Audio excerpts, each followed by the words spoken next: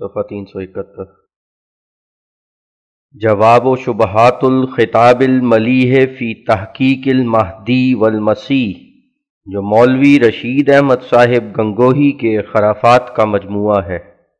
اس رسالے میں جہاں تک مؤلف سے ہو سکا میری تکذیب کے لیے بہت ہاتھ پیر مارے ہیں اور اپنے خیال کو قوت دینے کے لیے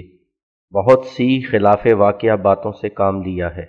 یہ کتاب سراسر کچی اور بے اصل اور لغو خیالات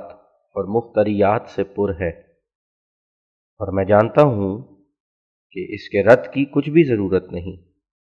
اور ایسا شخص جو قرآن شریف اور حدیث کا کچھ علم رکھتا ہے اس کے لیے اس بات کی حاجت نہیں کہ اس رسالے کا رد لکھا جائے، مگر چونکہ میں نے سنا ہے کہ مولوی رشید احمد صاحب کے مرید سہارنپور کے نواح میں اس رسالے کو بہت عزت سے دیکھتے ہیں، اور محض اس خیال سے کہ یہ تحریر ان کی ایام زندگی کی یادگار ہے بہت محبت سے اس کو پڑھتے ہیں، اس لیے میں نے مناسب سمجھا کہ ایسے لوگوں کو دھوکے سے بچانے کے لیے ان چند ضروری اعتراضات کا جواب دیا جائے جن کی وجہ سے اس نواح کے جاہل اور بے علم ورطہ ضلالت میں مبتلا ہو گئے ہیں اور اس رسالہ مجموعہ اباطیل پر ناز کرتے ہیں۔ لیکن میں اس جگہ حق کے طالبوں پر ایک سیدھی راہ کھولنے کے لیے مناسب سمجھتا ہوں کہ جو اصل مسئلہ مابہ النزاع ہے پہلے اس کا کچھ تذکرہ کیا جائے، سو وہ یہ ہے کہ ہمارے مخالف جن میں مولوی رشید احمد بھی داخل ہیں یہ عقیدہ رکھتے ہیں کہ حضرت عیسیٰ علیہ السلام فوت نہیں ہوئے اور وہ کسی غرض کے لیے زندہ مع جسم عنصری آسمان پر چلے گئے ہیں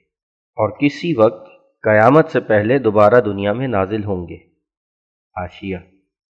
معبرین نے لکھا ہے کہ جو شخص خواب میں یہ دیکھے کہ وہ زندہ مع جسم عنصری آسمان پر چلا گیا ہے اس کی یہی تعبیر ہوگی کہ وہ اپنی طبعی موت سے مرے گا، یعنی مخالفوں کے ارادہ قتل سے امن میں رہے گا۔ بس کچھ تعجب نہیں کہ ایسی خواب حضرت عیسیٰ علیہ السلام نے بھی دیکھی ہو، اور پھر نادان لوگوں نے خواب کی تعبیر پر نظر نہ رکھ کر سچ مچ آسمان پر مع جسم عنصری جانا سمجھ لیا ہو۔ حاشیہ ختم۔ اور کسی وقت قیامت سے پہلے دوبارہ دنیا میں نازل ہوں گے، مگر نہیں بتلاتے کہ وہ کون سی غرض تھی جس کے لیے وہ آسمان پر اٹھائے گئے، کیا صرف یہودیوں کے ہاتھ سے جان بچانا منظور تھا یا کوئی اور بات تھی، اور نہیں بتلا سکتے کہ اب تک جو 2000 برس کے قریب ہو چکا کیوں وہ آسمان پر ہیں،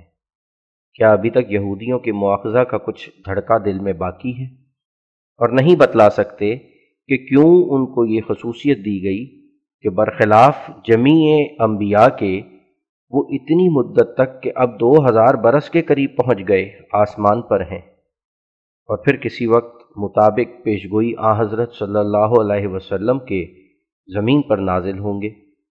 اور نہیں بتلا سکتے کہ ایسے رفع جسمانی اور پھر نزول میں مصلحت الہی کیا تھی، کیا یہودیوں کے پکڑنے کا اندیشہ یا کچھ اور نہیں بتلا سکتے کہ ایسے شخص کو یہ صعود اور نزول کی خصوصیت کیوں دی گئی جس کی نسبت اللہ تعالیٰ جانتا تھا کہ وہ خدا بنایا جائے گا، اور 40 کروڑ مخلوق محض اس کی طرف یہ خوارق منسوب ہونے کی وجہ سے اس کو خدا کا بیٹا بلکہ خدا مانیں گے۔ اور یہ لوگ اگرچہ بڑے زور سے کہتے ہیں کہ حضرت عیسیٰ مرے نہیں بلکہ زندہ ہیں، مگر نہیں بتلا سکتے کہ برخلاف سنت اللہ کی کس نص صریح قرآن شریف سے ان کی زندگی ثابت ہے، مگر وہ عقیدہ جس پر خدا تعالیٰ نے علی وجہ البصیرت مجھ کو قائم کیا ہے وہ یہ ہے کہ حضرت عیسیٰ علیہ السلام مثل دیگر انسانوں کے انسانی عمر پا کر فوت ہو گئے ہیں، اور آسمان پر مع جسم عنصری چڑھ جانا اور پھر کسی وقت مع جسم عنصری زمین پر نازل ہونا یہ سب ان پر تہمتیں ہیں۔ قال اللہ عز وجل قل سبحان ربی هل کنت الا بشر رسولا، بنی اسرائیل 94۔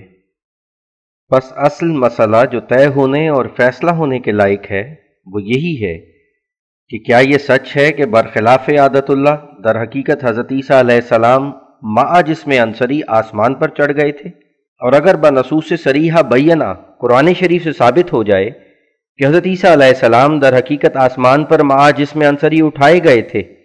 تو پھر ان کے نازل ہونے کے بارے میں کسی بحث کی ضرورت نہیں، کیونکہ جو شخص معاذ جسم انصری آسمان پر جائے گا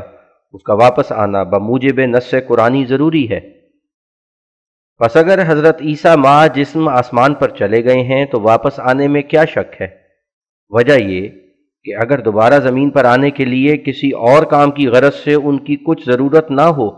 مگر پھر بھی مرنے کے لیے ان کا آنا ضرور ہوگا، کیونکہ آسمان پر کوئی قبروں کی جگہ نہیں، اور نص صریح قرآن شریف سے ثابت ہے کہ ہر ایک انسان زمین پر ہی مرے گا اور زمین میں ہی دفن کیا جائے گا اور زمین سے ہی نکالا جائے گا، جیسا کہ اللہ تعالیٰ فرماتا ہے منہا خلقناکم وفیہا نعیدکم ومنہا نخرجکم تارۃ اخری، طٰہٰ 56۔ البتہ یہ ممکن ہے کہ آسمان سے بیمار ہو کر آویں یا راہ میں بیمار ہو جائیں اور پھر زمین پر آ کر مر جائیں، اور یہ ہم نے اس لیے کہا کہ احادیث سے ثابت ہے کہ آنے والا عیسیٰ زعفرانی رنگ کی 2 چادروں میں نازل ہوگا، اور تمام معبرین کے اتفاق سے تعبیر کی روح سے زرد رنگ چادر سے بیماری مراد ہوتی ہے۔ اور میں کئی دفعہ بیان کر چکا ہوں کہ میں جو خدا تعالیٰ کی طرف سے مسیح موعود ہوں، احادیث میں میرے جسمانی علامات میں سے یہ 2 علامتیں بھی لکھی گئی ہیں،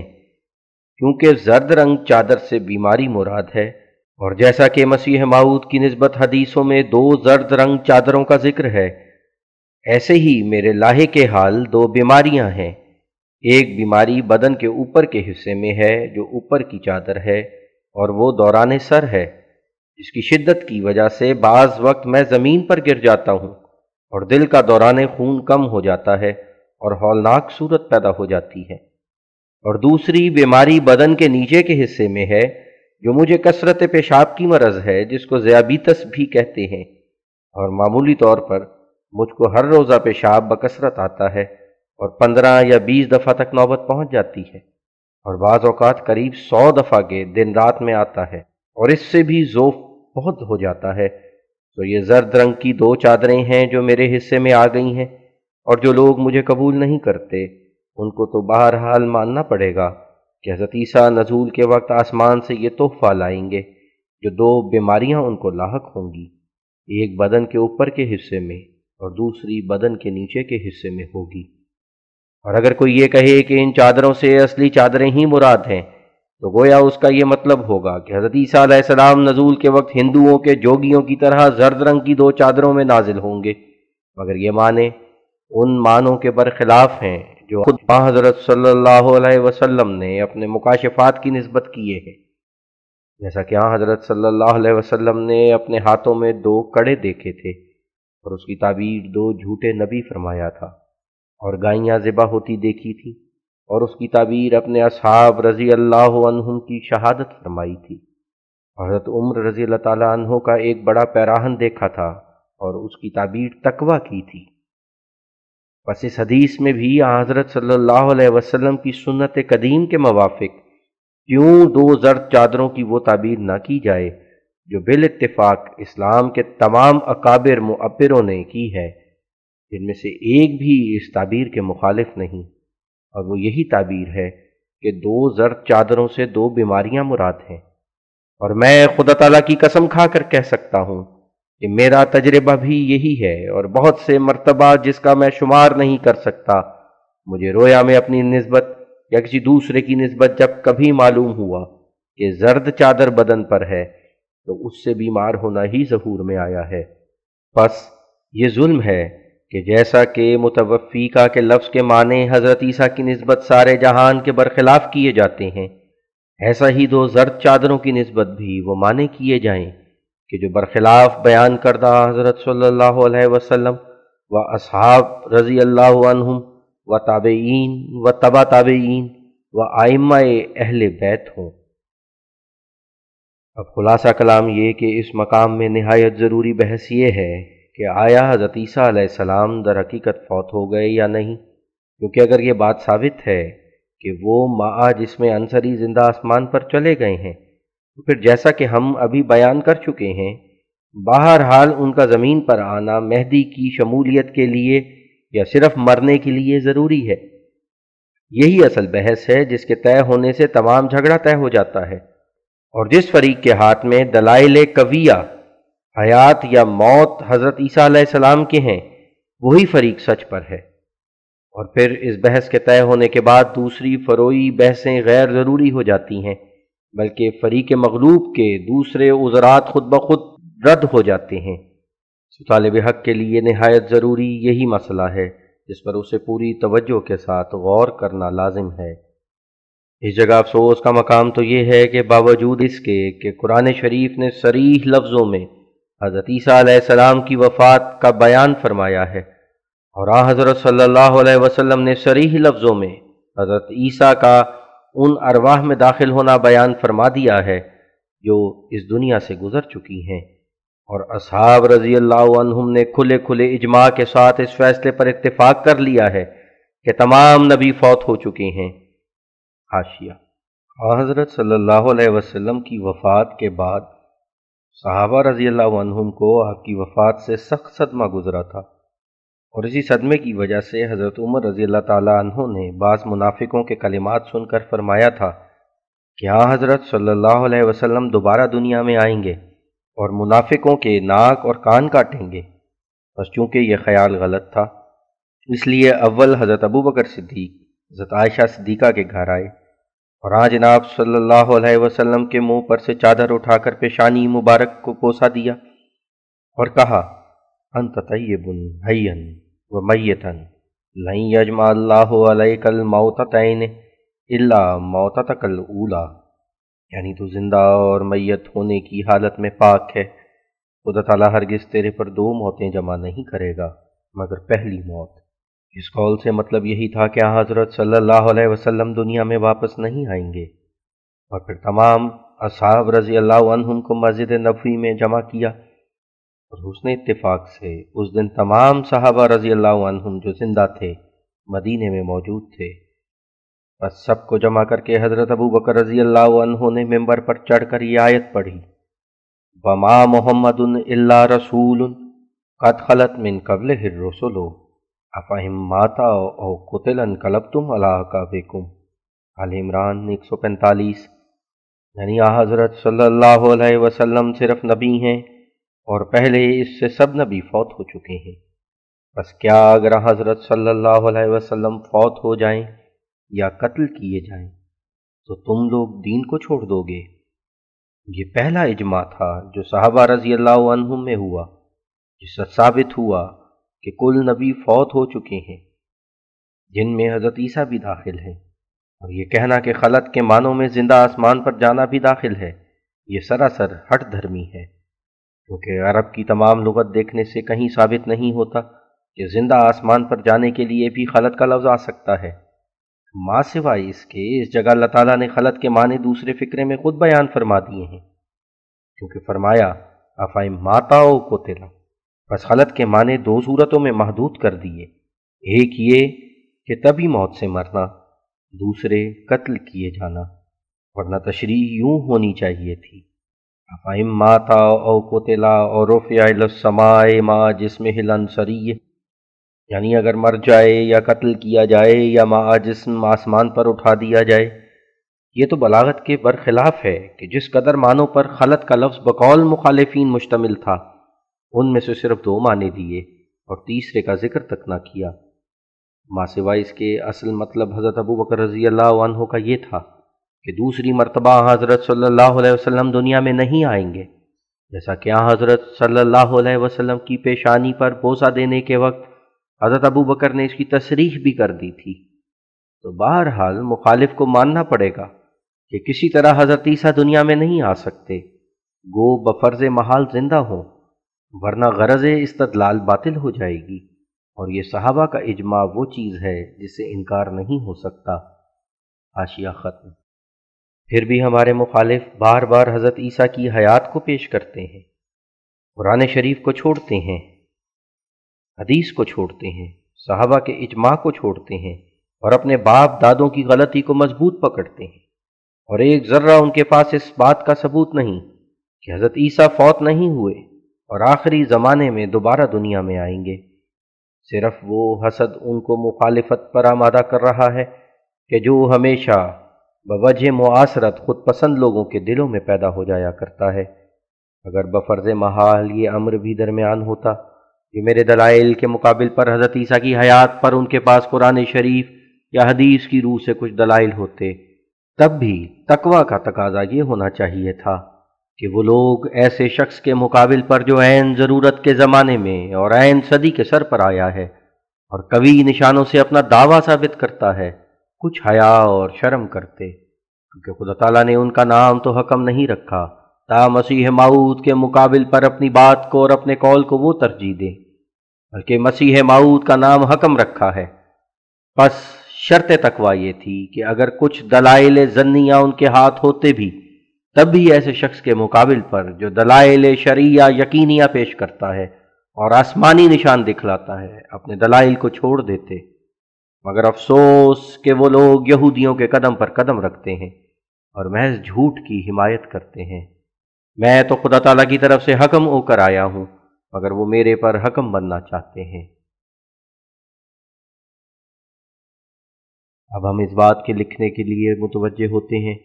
کہ فی الواقع حضرت عیسیٰ علیہ السلام فوت ہو گئے ہیں اور ان کی حیات کا عقیدہ قرآن شریف اور احادیث صحیحہ کے مخالف ہے۔ تو یاد رہے کہ قرآن شریف صاف لفظوں میں بلند آواز سے فرما رہا ہے کہ عیسیٰ اپنی طبی موت سے فوت ہو گیا ہے، جیسا کہ ایک جگہ تو اللہ تعالیٰ وعدے کے طور پر یہ فرماتا ہے، یا عیسیٰ انی متوفیک و رافعک الیہ، آل عمران 56، اور دوسری آیت میں اس وعدے کے پورا ہونے کی طرف اشارہ فرماتا ہے، جیسا کہ اس کا یہ قول ہے، وما قتلوہ یقینا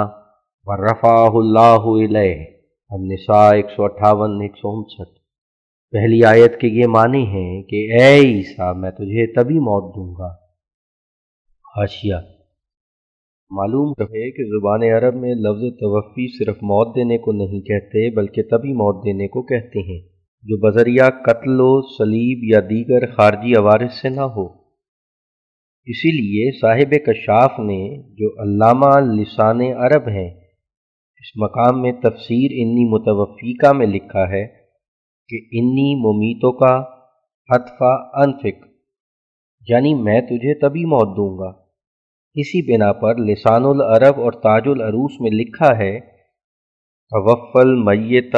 استیفاء مدتہ التی وفیت لہ وعدد ایامہ وشہورہ واعوامہ فی الدنیا، یعنی مرنے والے کی توفی سے مراد یہ ہے کہ اس کی طبی زندگی کے تمام دن اور مہینے اور برس پورے کیے جائیں، اور یہ صورت اسی حالت میں ہوتی ہے جب طبی موت ہو، بذریعہ قتل نہ ہو۔ حاشیہ ختم۔ یعنی قتل اور صلیب کے ذریعے سے تو ہلاک نہیں کیا جائے گا اور میں تجھے اپنی طرف اٹھاؤں گا۔ بس یہ آیت تو بطور ایک وعدہ کے تھی، اور دوسری آیت ممدوحہ بالا میں اس وعدہ کے ایفا کی طرف اشارہ ہے۔ اس کا ترجمہ مع تشریح یہ ہے کہ یہود خود یقیناً اعتقاد نہیں رکھتے کہ انہوں نے عیسیٰ کو قتل کیا ہے، اور جب قتل ثابت نہیں تو پھر موت تبھی ثابت ہے، جو ہر ایک انسان کے لیے ضروری ہے۔ بس اس صورت میں جس امر کو یہودیوں نے اپنے خیال میں حضرت عیسیٰ کے رفع اللہ کے لیے معنی ٹھہرایا تھا، یعنی قتل اور صلیب، وہ معنی باطل ہوا اور خدا نے اپنے وعدہ کے موافق ان کو اپنی طرف اٹھا لیا۔ اور اس جگہ اس بات پر ضد کرنا بے فائدہ ہے کہ توفی کے معنی مارنا نہیں۔ حاشیہ: صحیح بخاری میں بھی جو بعد کتاب اللہ اصح الکتب کہلاتی ہے، توفی کے معنی مارنا ہی لکھا ہے، کیونکہ حضرت ابن عباس سے آیت یا عیسیٰ انی متوفیکا کی نسبت یہ روایت لکھی ہے کہ انی ممیتوں کا، اور امام بخاری نے بھی اپنا یہی مذہب ظاہر کیا ہے، کیونکہ وہ اس کی تائید کے لیے ایک اور حدیث لایا ہے جس کا خلاصہ یہ ہے کہ حضرت صلی اللہ علیہ وسلم فرماتے ہیں کہ جیسا کہ عیسیٰ قیامت کو کہے گا کہ جو لوگ میری امت میں سے بگڑ گئے ہیں وہ میری موت کے بعد بگڑے ہیں، میں بھی یہی کہوں گا کہ جو لوگ میری امت میں سے بگڑے ہیں وہ میری موت کے بعد بگڑے ہیں۔ بس ایسی صورت میں جو توفی کے لفظ کا فاعل خدا اور کوئی نام لے کر مفعول به ہو، ضرور مارنا ہی مانے ہوتے ہیں، جس سے انکار کی کوئی صورت نہیں۔ حاشیہ ختم۔ کیونکہ اس بات پر تمام ائمہ لغت عرب اتفاق رکھتے ہیں کہ جب ایک علم پر یعنی کسی شخص کا نام لے کر توفی کا لفظ اس پر استعمال کیا جائے، مثلا کہا جائے توفی اللہ زیدن، تو اس کے یہی معنی ہوں گے کہ خدا نے زید کو مار دیا۔ اسی وجہ سے ائمہ لغت ایسے موقع پر دوسرے معنی لکھتے ہی نہیں، صرف وفات دینا لکھتے ہیں۔ چنانچہ لسان العرب میں ہمارے بیان کے مطابق یہ فقرہ ہے: توفی فلان وتوفاہ اللہ اذا قبض نفسہ وفی الصحاح اذا قبض روحہ، یعنی جب یہ بولا جائے گا کہ توفی فلان، یا یہ کہا جائے گا کہ توفاہ اللہ، تو اس کے صرف یہی معنی ہوں گے کہ فلاں شخص مر گیا اور خدا نے اس کو مار دیا۔ اس مقام میں تاج العروس میں یہ فقرہ لکھا ہے: تو وفیہ فلان اذا ماتا، یعنی تو وفیہ فلان، اس شخص کی نسبت کہا جائے گا جب وہ مر جائے گا۔ دوسرا فقرہ تاج العروس میں یہ لکھا ہے: توفاہ اللہ عز و جل اذا قبض نفسہ، یعنی یہ فقرہ کہ توفاہ اللہ عز و جل اس مقام میں بولا جائے گا جب خدا کسی کی روح قبض کرے گا۔ اور صحاح میں لکھا ہے: توفاہ اللہ قبض روحہ، یعنی اس فقرہ توفاہ اللہ کے یہ معنی ہیں کہ فلاں شخص کی روح کو خدا تعالیٰ نے قبض کر لیا ہے۔ اور میں نے جہاں تک ممکن تھا صحاح ستہ اور دوسری احادیث نبویہ پر نظر ڈالی تو معلوم ہوا کہ حضرت صلی اللہ علیہ وسلم کے کلام اور صحابہ رضی اللہ عنہم کے کلام اور تابعین کے کلام اور تبع تابعین کے کلام میں کوئی ایک نظیر بھی ایسی نہیں پائی جاتی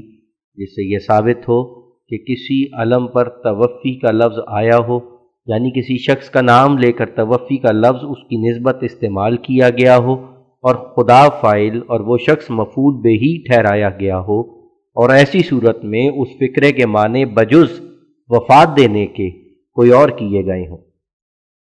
بلکہ ہر ایک مقام میں جب نام لے کر کسی شخص کی نسبت توفی کا لفظ استعمال کیا گیا ہے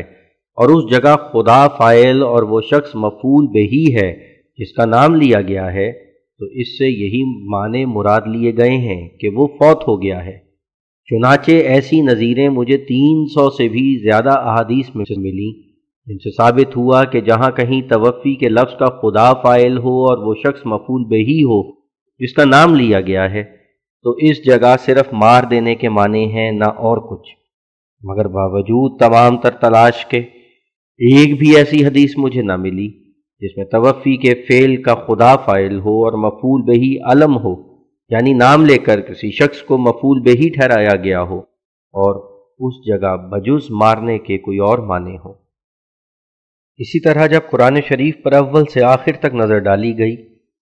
اس سے بھی یہی ثابت ہوا، جیسا کہ آیت توفنی مسلما والحقنی بالصالحین یوسف 102 اور آیت وَإِمَّا نُرِيَنَّكَ بَعْضَ الَّذِي نَعِدُهُمْ أَوْ نَتَوَفَّيَنَّكَ یونس 47 وغیرہ آیات سے ثابت ہے۔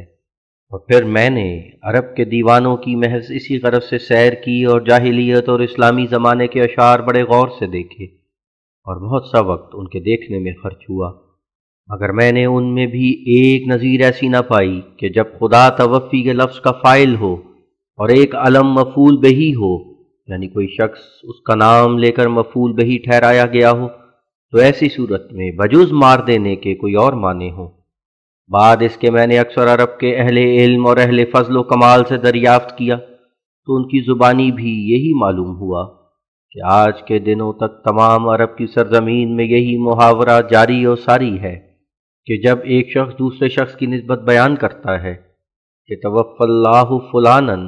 تو اس کے معنی قطعی اور یقینی طور پر یہی سمجھے جاتے ہیں کہ فلاں شخص کو خدا تعالیٰ نے مار دیا۔ اور جب ایک عرب کو دوسرے عرب کی طرف سے خط آتا ہے اور اس میں مثلا یہ لکھا ہوا ہوتا ہے کہ توفی اللہ زیدن، تو اس کا یہی مطلب سمجھا جاتا ہے کہ خدا نے زید کو مار دیا۔ اس قدر تحقیق کے بعد جو حق الیقین تک پہنچ گئی ہے، یہ امر فیصلہ ہو گیا ہے اور امور مشہودہ محسوسہ کے درجے تک پہنچ گیا ہے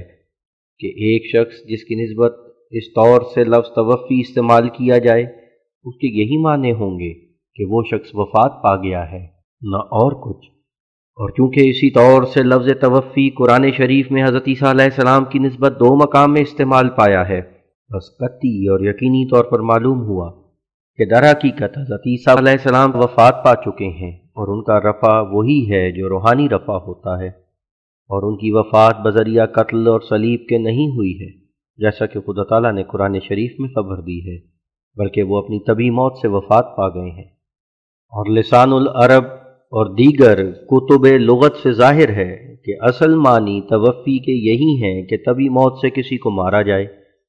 اور ہم بیان کر چکے ہیں کہ زبان عرب کا ایک بے مثل امام جس کے مقابل پر کسی کو چون و چرا کی گنجائش نہیں، یعنی علامہ زمخشری۔ حاشیہ: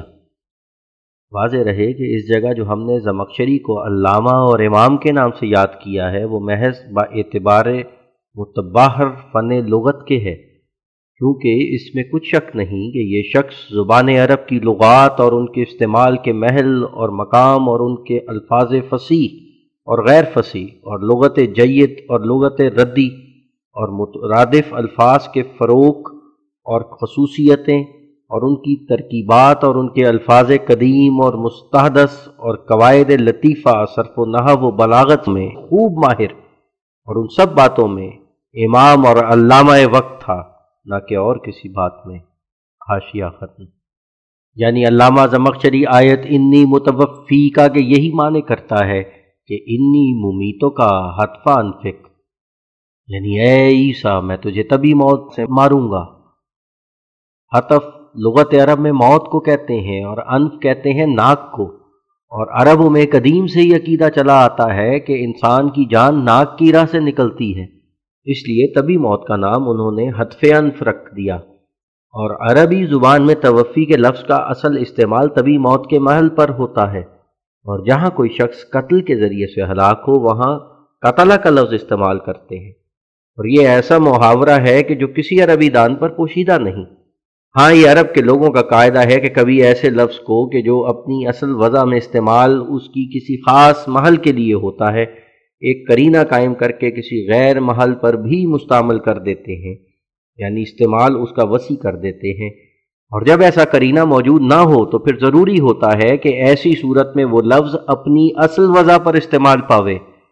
تو اس جگہ جو علامہ امام زمخشری نے زیر آیت انی متوفی کا یہ لکھا ہے کہ انی ممیتوں کا حتفا انفق، یعنی اے عیسیٰ میں تجھے تیری طبی موت سے ماروں گا، ان معنوں کے کرنے میں علامہ موصوف نے صرف لفظ توفی کی اصل وضع استعمال پر نظر نہیں رکھی، بلکہ مقابل پر اس آیت کو دیکھ کر کہ ما قتلوہ یقینا، اور اس آیت کو دیکھ کر کہ ما قتلوہ وما صلبوہ، اس بات پر قرینہ قویہ پایا کہ اس جگہ لفظ متوفی کا استعمال اپنی اصل وضع پر ضروری اور واجب ہے، یعنی اس جگہ اس کے یہ معنی ہیں کہ اے عیسیٰ میں تجھے تیری طبی موت سے ماروں گا۔ اس وجہ سے اس نے آیت انی متوفی کا کی یہ تفسیر کی کہ انی ممیتوں کا حتفا انفقا، یعنی میں تجھے طبی موت سے ماروں گا۔ حاشیہ: کیونکہ یہودیوں کے عقیدے کے موافق کسی نبی کا رفع روحانی طبی موت پر موقوف ہے، اور قتل اور صلیب رفع روحانی کا معنی ہے، اس لیے خدا تعالیٰ نے اول یہود کے رد کے لیے یہ ذکر فرمایا کہ عیسیٰ کے لیے طبی موت ہوگی، اور پھر چونکہ رفع روحانی طبی موت کا ایک نتیجہ ہے اس لیے لفظ متوفی کا کے بعد رافع کا الیہ لکھ دیا تا یہودیوں کے خیالات کا پورا رد ہو جائے۔ حاشیہ ختم۔ بس امام زمخشری کی نظر عمیق نہایت قابل تعریف ہے کہ انہوں نے لفظ توفی کے صرف اصل وضع استعمال پر حصر نہیں رکھا، بلکہ بالمقابل قرآن شریف کی ان آیتوں پر نظر ڈال کر کہ عیسیٰ قتل نہیں کیا گیا اور نہ صلیب دیا گیا، اصل وضع لفظ کے مطابق متوفی کا کی تفسیر کر دی، اور ایسی تفسیر بجز ماہر فن علم لغت کے ہر ایک نہیں کر سکتا۔ یاد رہے کہ علامہ امام زمخشری لسان العرب کا مسلم عالم ہے، اور اس فن میں اس کے آگے تمام ماں بعد آنے والوں کا سر تسلیم خم ہے، اور کتب لغت کے لکھنے والے اس کے قول کو سند میں لاتے ہیں، جیسا کہ صاحب تاج العروض بھی جا بجا اس کے قول کی سند پیش کرتا ہے۔ اب ناظرین سمجھ سکتے ہیں کہ جبکہ آیت ما قتلوہ یقینا النساء 158 اور آیت وما قتلوہ وما صلبوہ النساء 158 صرف توفی کے لفظ کی توضیح کے لیے بیان فرمائی گئی ہے، کوئی نیا مضمون نہیں ہے، بلکہ صرف یہ تشریح مطلوب ہے کہ جیسا کہ لفظ متوفی کا میں یہ وعدہ تھا کہ عیسیٰ کو اس کی طبی موت سے مارا جائے گا، ایسا ہی وہ طبی موت سے مر گیا، نہ کسی نے قتل کیا اور نہ کسی نے صلیب دیا۔ بس یہ خیال بھی جو یہود کے دل میں پیدا ہوا تھا، جو عیسیٰ نعوذ باللہ لعنتی ہے اور اس کا روحانی رفع نہیں ہوا، ساتھ ہی باطل ہو گیا، کیونکہ اس خیال کی تمام بنا صرف قتل اور صلیب پر تھی، اور اسی سے یہ نتیجہ نکالا گیا تھا کہ نعوذ باللہ حضرت عیسیٰ ملعون اور راندہ درگاہ الہی ہیں، جن کا خدا تعالیٰ کی طرف رفع نہیں ہوا۔ بس چونکہ متوفیقہ کے لفظ کے ساتھ خدا تعالیٰ نے یہ شہادت دی کہ عیسیٰ اپنی طبی موت سے مرا ہے، اور پھر خدا نے اسی پر اکتفا نہ کی بلکہ متوفیقہ کے لفظ کا جو اصل منشا تھا، یعنی طبی موت سے مرنا، اس منشا کی آیت ما قتلوہ وما صلبوہ اور آیت وما قتلوہ یقینا کے ساتھ پورے طور پر تشریح کر دی، کیونکہ جس شخص کی موت قتل وغیرہ خارجی ذریعوں سے نہیں ہوئی، اس کی نسبت یہی سمجھا جائے گا کہ وہ طبی موت سے مرا ہے۔ بس اس میں کچھ شک نہیں کہ فقرہ وما قتلوہ وما صلبوہ متوفیقہ کے لفظ کے لیے بطور تشریح واقع ہوا ہے، اور جب قتل اور صلیب کی نفی ثابت ہوئی تو بموجب اس قول کے کہ اذا فات الشرط فات المشروط رفع اللہ حضرت عیسیٰ علیہ السلام کا ثابت ہو گیا، اور یہی مطلوب تھا۔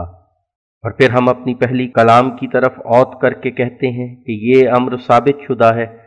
کہ جس جگہ کسی کلام میں توفی کے لفظ میں خدا تعالیٰ فاعل ہو اور کوئی شخص نام لے کر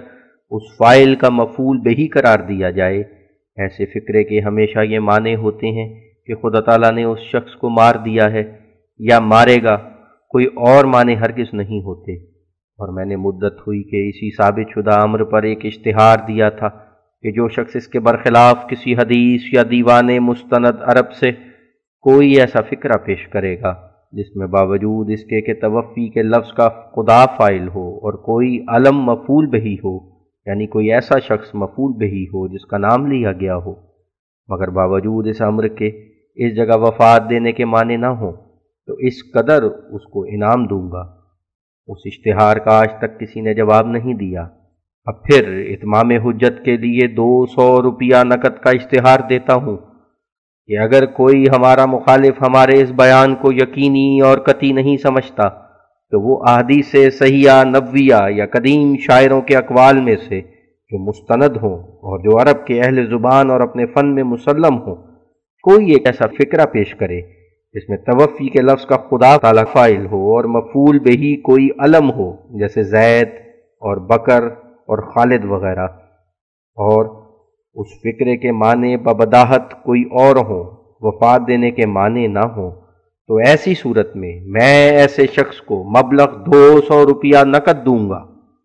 ایسے شخص کو صرف یہ ثابت کرنا ہوگا کہ وہ حدیث جس کو وہ پیش کرتا ہے وہ حدیث صحیح نبوی ہے، یا گزشتہ عرب کے شاعروں میں سے کسی ایسے شاعر کا قول ہے جو علم محاورات عرب میں مسلم الکمال ہے، اور یہ ثبوت دینا بھی ضروری ہوگا کہ قطعی طور پر اس حدیث یا اس شعر سے ہمارے دعویٰ کے مخالف معنی نکلتے ہیں، اور ان معنوں سے جو ہم لیتے ہیں وہ مضمون فاسد ہوتا ہے، یعنی وہ حدیث یا وہ شعر ان معنوں پر قطعیت الدلالت ہے،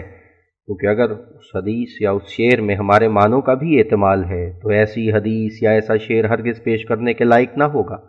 کیونکہ کسی فقرے کو بطور نظیر پیش کرنے کے لیے اس مخالف مضمون کا قطعیت الدلالت ہونا شرط ہے۔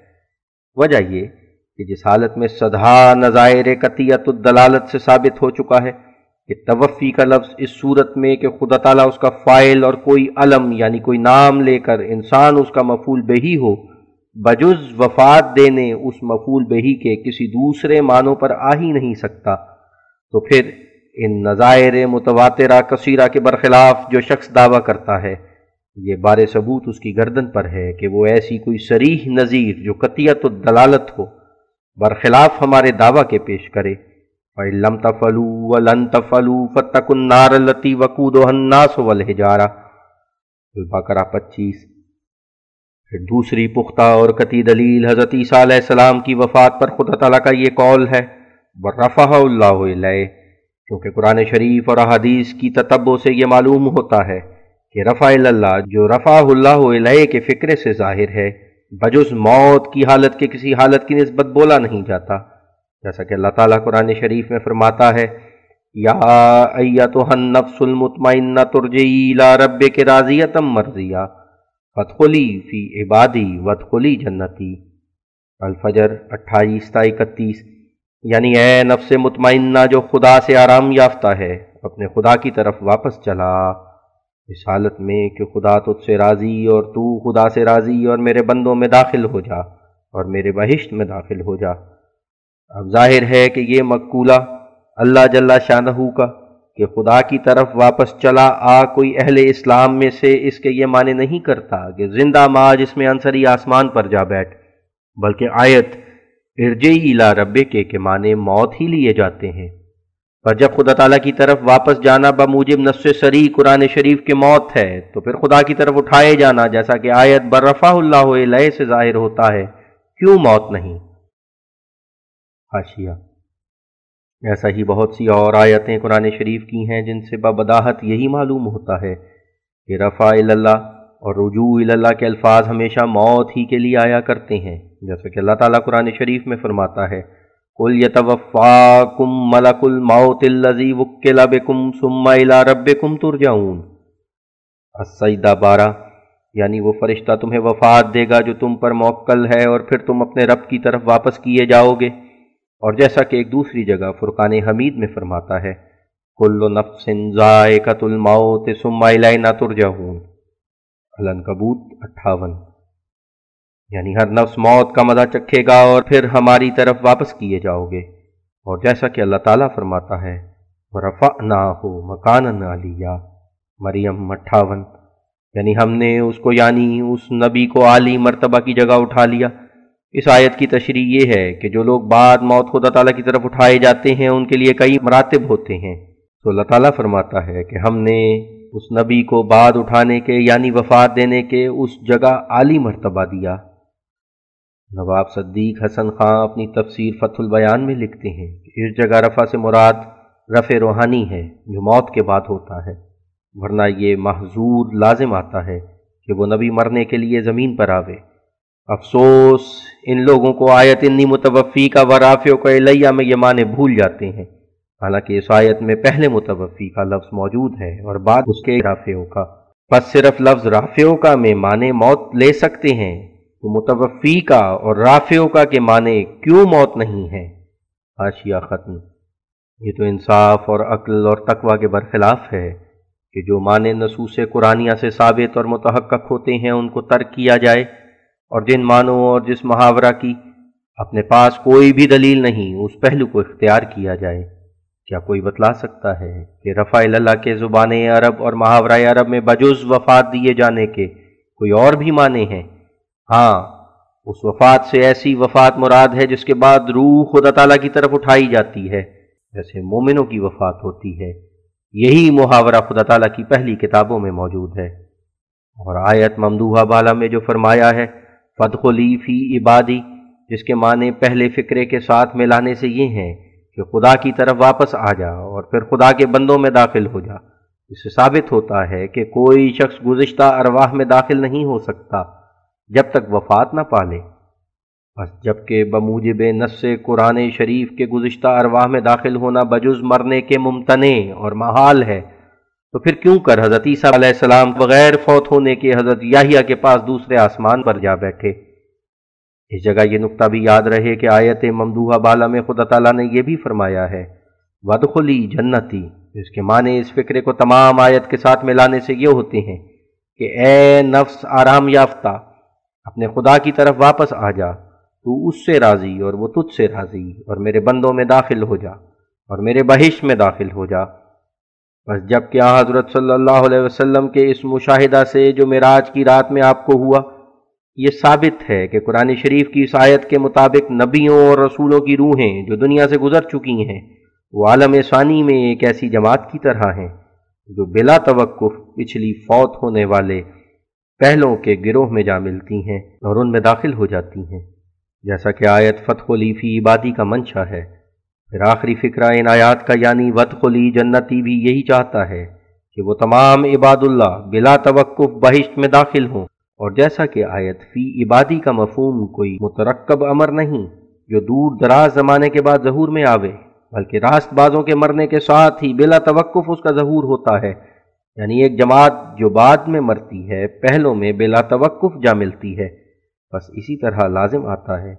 کہ دوسرا فقرہ آیت کا یعنی ودخلی جنتی وہ بھی بلا توقف ظہور میں آتا ہو، یعنی ہر ایک شخص جو طیب اور طاہر مومنوں میں سے مرے وہ بھی بلا توقف بہشت میں داخل ہو جائے، اور یہی بات حق ہے، جیسا کہ قرآن شریف کے دوسرے مقامات میں بھی اس کی تشریح ہے۔ صفحہ نمبر 387۔ اور یہی بات حق ہے جیسا کہ قرآن شریف کے دوسرے مقامات میں بھی اس کی تشریح ہے۔ یہاں دو حواشی ہیں، ایک مقامات کے لفظ پر اور ایک جملے کے اختتام پر۔ حاشیہ: اس جگہ بظاہر یہ اعتراض لازم آتا ہے کہ جبکہ ہر ایک مومن طیب اور طاہر جن کی گردن پر کوئی بوجھ گناہ اور معاصی کا نہیں بلا توقف بہشت میں داخل ہو جاتے ہیں، تو اس صورت میں حشر اجساد اور اس کے تمام لوازم متعلقہ سے انکار لازم آتا ہے، کیونکہ جبکہ بہشت میں داخل ہو چکے تو پھر بموجب آیت وَمَا هُم مِنْهَا بِمُخْرَجِينَ الحجر 49 ان کا بہشت سے نکلنا ممتنع ہے۔ بس اس سے تمام کارخانہ حشر اجساد و واقعات معاد کا باطل ہوا۔ اس کا جواب یہ ہے کہ ایسا عقیدہ جو مومنین مطہرین بلا توقف بہشت میں داخل ہو جاتے ہیں، یہ میری طرف سے نہیں بلکہ یہی عقیدہ ہے جس کی قرآن شریف نے تعلیم دی ہے،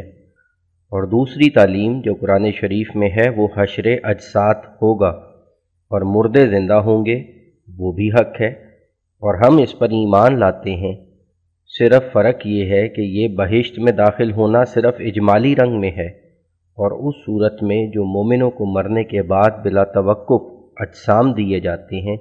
وہ اجسام ابھی ناقص ہیں، مگر حشر اجساد کا دن تجلی اعظم کا دن ہے، اس دن کامل اجسام ملیں گے، اور بہشتیوں کا تعلق کسی حالت میں بہشت سے الگ نہیں ہوگا۔ من وجہ وہ بہشت میں ہوں گے اور من وجہ خدا تعالیٰ کے سامنے آئیں گے۔ کیا وہ شہداء جو سبز چڑیوں کی طرح بہشت میں پھل کھاتے ہیں، کیا وہ چڑیاں بہشت سے باہر نکل کر خدا کے سامنے پیش نہیں ہوں گی؟ فتدبر۔ حاشیہ ختم۔ دوسرا حاشیہ: جنت میں داخل ہونے کے لیے جسم ضروری ہے، مگر یہ ضروری نہیں کہ وہ جسم عنصری ہو، بلکہ ایسا جسم چاہیے کہ جو عنصری نہ ہو، کیونکہ جنت کے پھل وغیرہ بھی عنصری نہیں بلکہ وہ خلق جدید ہے، اس لیے جسم بھی خلق جدید ہوگا جو پہلے جسم کے مغائر ہوگا، مگر مومنوں کے لیے مرنے کے بعد جسم کا ملنا ضروری ہے، اور اس پر نہ صرف جنتی کا لفظ دلالت کرتا ہے بلکہ معراج کی رات میں حضرت صلی اللہ علیہ وسلم نے انبیاء کی صرف روحیں نہیں دیکھیں بلکہ سب کے جسم دیکھے، اور حضرت عیسیٰ کا جسم ان سے الگ طور کا نہ تھا۔ حاشیہ ختم۔ من جملہ ان کے ایک وہ مقام ہے جہاں اللہ تعالیٰ فرماتا ہے قیل ادخل الجنۃ، یاسین 27، یعنی کہا گیا کہ تو بہشت میں داخل ہو جا۔ ایسا ہی اور بہت سے مقامات ہیں جن کا لکھنا موجب تطویل ہے، جن سے ثابت ہوتا ہے کہ ارواح طیبین مطہرین کے بمجرد فوت ہونے کے بہشت میں داخل ہو جاتے ہیں۔ ایسا ہی بہت سی احادیث سے یہی مطلب ثابت ہوتا ہے، اور ارواح شہداء کا بہشت کے میوے کھانا یہ تو ایسی مشہور حدیثیں ہیں کہ کسی پر پوشیدہ نہیں ہیں، اور خدا تعالیٰ بھی فرماتا ہے وَلَا تَحْسَبَنَّ الَّذِينَ قُتِلُوا فِي سَبِيلِ اللَّهِ أَمْوَاتًا بَلْ أَحْيَاءٌ عِندَ رَبِّهِمْ يُرْزَقُونَ۔ آل عمران 170۔ یعنی جو لوگ خدا تعالیٰ کی راہ میں مارے جاتے ہیں ان کی نسبت یہ گمان مت کرو کہ وہ مردہ ہیں، بلکہ وہ زندہ ہیں۔ خدا تعالیٰ سے ان کو رزق ملتا ہے، اور کتب سابقہ سے بھی یہی ثابت ہوتا ہے۔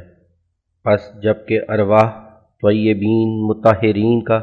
بہشت میں داخل ہونا ثابت ہے، اور ظاہر ہے کہ بہشت وہ مقام ہے جس میں انواع اقسام کی جسمانی نعما بھی ہوں گی اور طرح طرح کے میوے ہوں گے، اور بہشت میں داخل ہونے کے یہی معنی ہیں کہ وہ نعمتیں کھاوے۔ اس صورت میں صرف روح کا بہشت میں داخل ہونا بے معنی اور بے سود ہے۔ کیا وہ بہشت میں داخل ہو کر ایک محروم کی طرح بیٹھی رہے گی اور بہشت کی نعمتوں سے فائدہ نہیں اٹھائے گی؟ پس آیت وادخلی جنتی صاف بتلا رہی ہے کہ مومن کو مرنے کے بعد ایک جسم ملتا ہے۔ حاشیہ: واضح رہے کہ عیسائیوں کا بھی یہی عقیدہ ہے کہ یسوع مسیح یعنی عیسیٰ جسم عنصری کے ساتھ نہیں اٹھایا گیا، بلکہ مرنے کے بعد اس کو ایک جلالی جسم ملا تھا۔ سو افسوس، بلکہ سخت افسوس کہ فیض عوج کے مسلمان جو قرون ثلاثہ کے بعد پیدا ہوئے، نہ تو وہ اس مسئلے کے بارے میں صحابہ رضی اللہ عنہم کا عقیدہ رکھتے ہیں، کیونکہ تمام صحابہ رضی اللہ عنہم کا اس بات پر اجماع ہو گیا تھا کہ تمام گزشتہ انبیاء فوت ہو چکے ہیں، جن میں حضرت عیسیٰ بھی داخل ہیں، اور نہ یہ لوگ اس مسئلے میں یہودیوں کے ساتھ اتفاق رکھتے ہیں، کیونکہ یہودی نعوذ باللہ حضرت عیسیٰ کو لعنتی ٹھہرا کر صرف ان کے رفع روحانی کے منکر ہیں، جو بعد موت مومن کے لیے ضروری ہے، کیونکہ کاٹھ پر لٹکائے جانے کا نتیجہ صرف رفع روحانی سے محروم رہنا اور لعنتی بننا ہے، نہ اور کچھ۔ اور نہ یہ لوگ اس مسئلے میں عیسائیوں کے ساتھ اتفاق رکھتے ہیں، کیونکہ عیسائی حضرت عیسیٰ کے رفع جسم کے تو قائل ہیں، مگر ان لوگوں کی طرح جس میں عنصری کے رفع کے قائل نہیں، بلکہ جلالی جسم کے رفع کے قائل ہیں، جو بزوم ان کے بعد موت حضرت عیسیٰ کو ملا۔ سو ہم اس بات سے منکر نہیں ہو سکتے کہ بعد موت حضرت عیسیٰ کو جلالی جسم ملا ہو جو خاکی جسم نہیں ہے، کیونکہ وہ ہر ایک مومن راست باز کو بعد موت ملتا ہے، جیسا کہ آیت وادخلی جنتی اس پر شاہد ہے، کیونکہ مجرد روح بہشت میں داخل ہونے کے لائق نہیں، پس اس میں حضرت عیسیٰ کی کوئی خصوصیت نہیں۔ ہاں، عیسائیوں کی یہ غلطی ہے کہ جو عقیدہ رکھتے ہیں کہ وہ جلالی جسم صلیبی موت کے بعد حضرت عیسیٰ کو ملا تھا، کیونکہ حضرت عیسیٰ صلیب پر ہرگز نہیں مرے، ورنہ وہ نعوذ باللہ اپنے لیے یونس نبی کی مثال پیش کرنے میں دروغ گو ٹھہرتے ہیں، اور نیز لعنت کے مفہوم کے مصداق بنتے ہیں، کیونکہ ملعون وہ ہوتا ہے جس کا دل شیطان کی طرح خدا سے برگشتہ ہو جائے، اور وہ خدا کا دشمن اور خدا اس کا دشمن ہو جائے، اور شیطان کی طرح راندہ درگاہ الہی ہو کر خدا کا سرکش ہو جائے۔ تو کیا ہم یہ مفہوم حضرت عیسیٰ کی نسبت تجویز کر سکتے ہیں؟ ہرگز نہیں۔ اور کیا کوئی عیسائی یہ گستاخی کر سکتا ہے کہ صلیب پانے کے بعد حضرت عیسیٰ خدا سے برگشتہ ہو گئے تھے اور شیطان سے تعلقات پیدا کر لیے تھے؟ جب سے دنیا پیدا ہوئی ہے، لعنت کا یہی مفہوم قرار دیا گیا ہے جس پر تمام قوموں کو اتفاق ہے، مگر افسوس عیسائیوں نے کبھی اس مفہوم پر غور نہیں کی، ورنہ ہزار بیزاری سے اس مذہب کو ترک کرتے۔ ماں سوائے اس کے جن واقعات کو انجیلوں نے پیش کیا ہے، ان سے ظاہر ہے کہ صلیب سے رہائی پانے کے بعد صرف خاکی جسم حضرت عیسیٰ کا مشاہدہ کیا گیا، جیسا کہ جب دوما حواری نے شک کیا کہ کیوں کر عیسیٰ صلیب سے رہائی پا کر آ گیا، تو حضرت عیسیٰ نے ثبوت دینے کے لیے اپنے زخم اس کو دکھلائے، اور دوما نے ان زخموں میں انگلی ڈالی۔ بس کیا ممکن ہے کہ جلالی جسم میں بھی زخم موجود رہے؟ اور کیا ہم کہہ سکتے ہیں کہ جلالی جسم بھی ملا پھر بھی زخموں سے رہائی نہ ہوئی، بلکہ جلالی جسم وہ تھا جو کشمیر میں وفات پانے کے بعد ملا؟ حاشیہ ختم۔ اسی وجہ سے تمام ائمہ اور اکابر متصوفین اس بات کے قائل ہیں کہ مومن جو طیب اور مطہر ہوتے ہیں وہ بمجرد فوت ہونے کے ایک پاک اور نورانی جسم پاتے ہیں، جس کے ذریعے سے وہ نعمائے جنت سے لذت اٹھاتے ہیں، اور بہشت کو صرف شہیدوں کے لیے مخصوص کرنا ایک ظلم ہے، بلکہ ایک کفر ہے۔ کیا کوئی سچا مومن یہ گستاخی کا کلمہ زبان پر لا سکتا ہے کہ حضرت صلی اللہ علیہ وسلم تو ابھی تک بہشت سے باہر ہیں، جن کے روزے کے نیچے بہشت ہے، مگر وہ لوگ جنہوں نے آپ کے ذریعے سے ایمان اور تقوی کا مرتبہ حاصل کیا، وہ شہید ہونے کی وجہ سے بہشت میں داخل ہیں اور بہشتی میوے کھا رہے ہیں، بلکہ حق یہ ہے کہ جس نے خدا تعالیٰ کی راہ میں اپنی جان کو وقف کر دیا وہ شہید ہو چکا۔ بس اس صورت میں ہمارے نبی صلی اللہ علیہ وسلم اول الشہداء ہیں۔ تو جبکہ یہ بات ثابت ہے تو ہم بھی کہتے ہیں کہ مسیح بھی معا جسم آسمان پر اٹھایا گیا، مگر اس جسم کے ساتھ جو اس عنصری جسم سے الگ ہے، اور پھر خدا تعالیٰ کے بندوں میں داخل ہوا اور بہشت میں داخل ہوا۔ اس صورت میں ہمارے اور ہمارے مخالفوں کی نزع صرف لفظی نزع نکلی۔ اب جبکہ اس صورت میں رفع معا جسم ثابت ہوا تو اس کے بعد کیا ضرورت اور حاجت ہے کہ ایک مسلم سنت اللہ سے جو تمام انبیاء کی نسبت ایک پاک جسم عطا کرنے کی ہے، منہ پھیر کر حضرت عیسیٰ کو معا خاکی جسم کے آسمان پر اٹھایا جائے؟ اور اگر یہ اعتقاد ہو کہ ان کو بھی بعد موت ایک نورانی جسم ملا تھا، جیسا کہ حضرت ابراہیم علیہ السلام اور حضرت موسیٰ علیہ السلام اور حضرت یحییٰ علیہ السلام وغیرہ انبیاء کو جسم ملا تھا، تو اسی جسم کے ساتھ وہ خدا تعالیٰ کی طرف اٹھائے گئے تھے، تو ہم کب اس سے انکار کرتے ہیں؟ اس قسم کے جسم کے ساتھ حضرت مسیح علیہ السلام کا آسمان پر جانا ہمیں بدل و جان منظور ہے، چشم ما روشن و دل ما شاد۔ اور اگرچہ آیات ممدوحہ بالا حضرت عیسیٰ علیہ السلام کی وفات پر نصوص صریحہ قطعیہ ہیں، مگر تاہم اگر قرآن شریف کو غور سے دیکھا جائے تو معلوم ہوگا کہ اور بھی بہت سی ایسی آیات ہیں جن سے حضرت عیسیٰ علیہ السلام کی وفات ثابت ہوتی ہے۔ چنانچہ من جملہ ان کے یہ آیت ہے،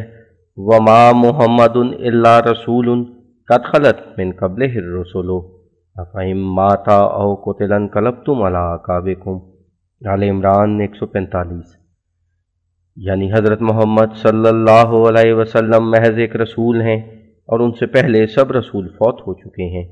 پس کیا اگر وہ فوت ہو گئے یا قتل کیے گئے تو تم دین اسلام کو چھوڑ دو گے؟ اور جیسا کہ ابھی میں بیان کر چکا ہوں، یہ صحیح نہیں ہے کہ خلط کا لفظ اور تمام نبیوں کے لیے تو وفات دینے کے لیے آتا ہے، مگر حضرت عیسیٰ علیہ السلام کے لیے ان معنوں پر آتا ہے کہ خدا تعالیٰ نے ان کو معا جسم عنصری آسمان پر اٹھا لیا۔ یہ دعویٰ سراسر بے دلیل ہے، اس پر کوئی دلیل پیش نہیں کی گئی، بلکہ جہاں جہاں قرآن شریف میں خلط کا لفظ آیا ہے وفات کے معنوں پر ہی آیا ہے، اور کوئی شخص قرآن شریف سے ایک بھی ایسی نظیر پیش نہیں کر سکتا کہ ان معنوں پر آیا ہو کہ کوئی شخص معا جسم عنصری آسمان پر اٹھایا گیا، ماں سوائے اس کے جیسا کہ میں ابھی بیان کر چکا ہوں۔ خدا تعالیٰ نے انہی آیات میں خلط کے لفظ کی خود تشریح فرما دی ہے، اور خلط کے مفہوم کو صرف موت اور قتل میں محدود کر دیا ہے۔ یہی آیت شریفہ ہے جس کی روح سے صحابہ رضی اللہ عنہم کا اس بات پر اجماع ہو گیا تھا کہ تمام نبی اور رسول فوت ہو چکے ہیں اور کوئی ان میں سے دنیا میں واپس آنے والا نہیں، بلکہ اس اجماع کی اصل غرض یہی تھی کہ دنیا میں واپس آنا کسی کے لیے ممکن نہیں، اور اس اجماع سے اس خیال کا ازالہ مطلوب تھا کہ جو حضرت عمر رضی اللہ عنہ کے دل میں آیا تھا کہ حضرت صلی اللہ علیہ وسلم پھر دنیا میں واپس آئیں گے اور منافقوں کے ناک اور کان کاٹیں گے۔ اس صورت میں ظاہر ہے کہ اگر اسلام میں کسی نبی کا دنیا میں واپس آنا تسلیم کیا جاتا تو اس آیت کے پڑھنے سے حضرت عمر رضی اللہ عنہ کے خیال کا ازالہ غیر ممکن ہوتا، اور ایسی صورت میں حضرت صلی اللہ علیہ وسلم کی بھی کسر شان تھی، بلکہ ایسی صورت میں حضرت ابو بکر کا اس آیت کو پڑھنا ہی بے محل تھا۔ غرض یہ آیت بھی وہ عالی شان آیت ہے کہ جو حضرت عیسیٰ علیہ السلام کی وفات کا بلند آواز سے اعلان کرتی ہے، فالحمدللہ علی ذالک۔ پھر ایک اور آیت ہے جس سے حضرت عیسیٰ علیہ السلام کی وفات ثابت ہوتی ہے، جیسا کہ اللہ تعالیٰ فرماتا ہے،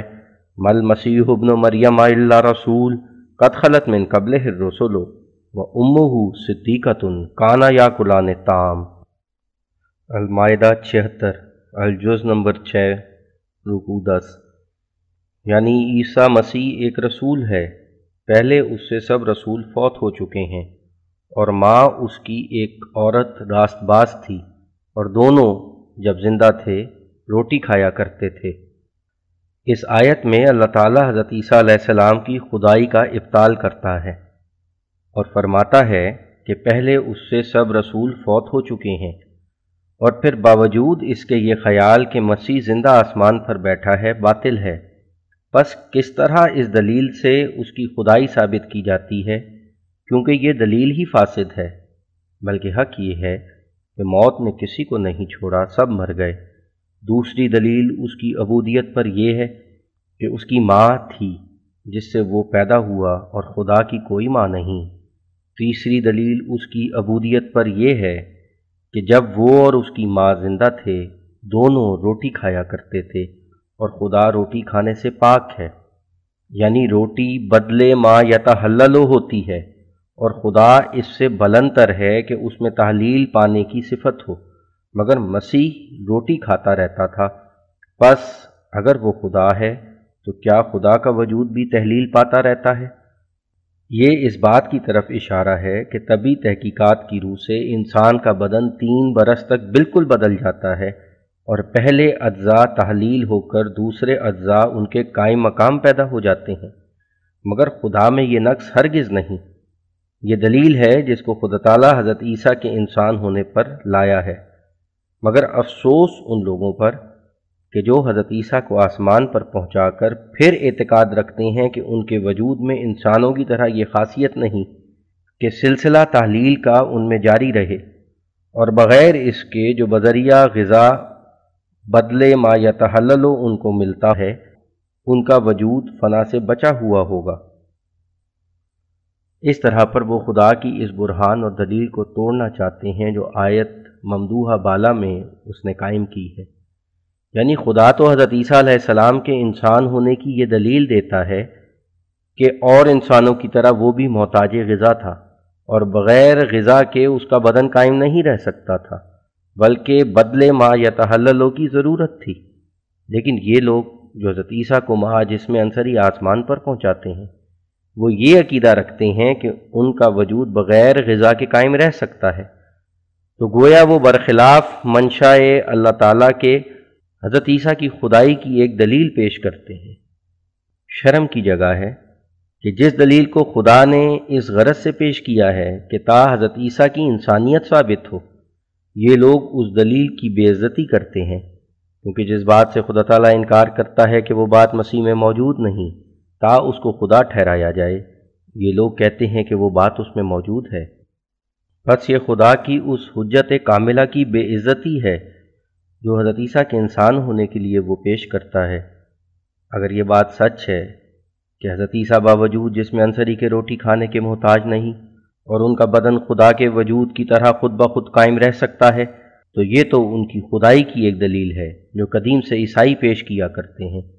اور اس کے جواب میں یہ کہنا کافی نہیں کہ زمین پر تو وہ روٹی کھایا کرتے تھے، وہ آسمان پر نہیں کھاتے،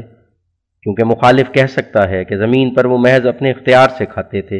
انسانوں کی طرح روٹی کے محتاج نہ تھے، اور اگر محتاج ہوتے تو آسمان پر بھی ضرور محتاج ہوتے۔ مجھے بار بار اس قوم پر افسوس آتا ہے کہ خدا تو حضرت مسیح کا روٹی کھانا ان کی انسانیت پر دلیل لاوے اور یہ لوگ اعتقاد رکھیں کہ گو حضرت مسیح نے زمین پر 30 برس روٹی کھائی مگر آسمان پر 1900 برس سے بغیر روٹی کھانے کے جیتے ہیں۔ اور پھر ایک اور دلیل حضرت عیسیٰ کی وفات پر قرآن شریف کی یہ آیت ہے، جیسا کہ اللہ تعالیٰ فرماتا ہے فیہا تحیون وفیہا تموتون ومنہا تخرجون، الاعراف 26۔ حاشیہ: جیسا کہ ہم بیان کر چکے ہیں حضرت عیسیٰ کا خود اپنا ایک اقرار ہے جو ان کی وفات پر شاہد ہے، کیونکہ وہ خدا تعالیٰ کے سوال کے جواب میں کہ اے عیسیٰ کیا تو نے ہی لوگوں کو تعلیم دی تھی کہ مجھ کو اور میری ماں کو خدا کر کے مانو، یہ جواب دیتے ہیں جو قرآن شریف میں مندرج ہے، یعنی یہ آیت وَكُنْتُ عَلَيْهِمْ شَهِيدًا مَا دُمْتُ فِيهِمْ فَلَمَّا تَوَفَّيْتَنِي كُنْتَ أَنْتَ الرَّقِيبَ عَلَيْهِمْ، المائدہ 118۔ یعنی میں تو اس زمانے تک ان پر گواہ تھا جب تک میں ان کے درمیان تھا، اور جب تو نے مجھے وفات دے دی تو پھر ان کا محافظ تو ہی تھا۔ اس جواب میں حضرت عیسیٰ عیسائیوں کی ہدایت کو اپنی زندگی سے وابستہ کرتے ہیں، پس اگر حضرت عیسیٰ اب تک زندہ ہیں تو اس سے لازم آتا ہے کہ عیسائی حق پر ہیں، اور اس آیت فَلَمَّا تَوَفَّيْتَنِی سے یہ بھی ثابت ہوتا ہے کہ حضرت عیسیٰ قبل از قیامت دوبارہ دنیا میں نہیں آئیں گے،